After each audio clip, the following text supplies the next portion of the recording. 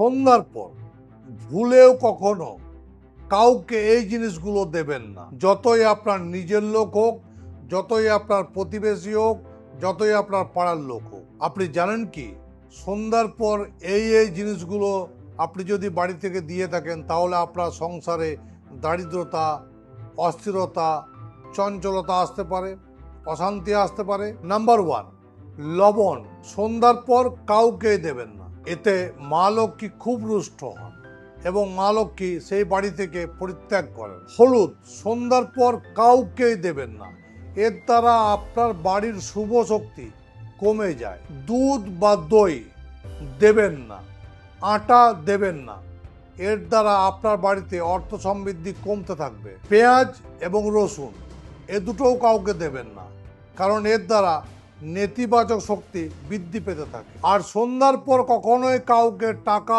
ধার দেবেন না। যদি ধার দিয়ে থাকেন তাহলে জেনে রাখুন যে এই টাকা আর আপনার কাছে কখনোই ফিরে আসবে না। দেখুন, বিশ্বাস থাকা বা না থাকা এটা আপনার ব্যক্তিগত ব্যাপার, তবে এটা অনেকেই মানেন। আপনি মানেন কি? কমেন্টসে জানান।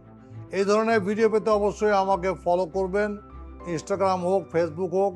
আর যদি ইউটিউব থেকে দেখছেন তাহলে আমাকে সাবস্ক্রাইব করবেন, ভিডিওটি সেভ করুন, লাইক করুন আর শেয়ার করে সবাইকে দেখার সুযোগ করে দেন। ভালো থাকবেন। জয় গুরু বামদেব, জয় মা তারা।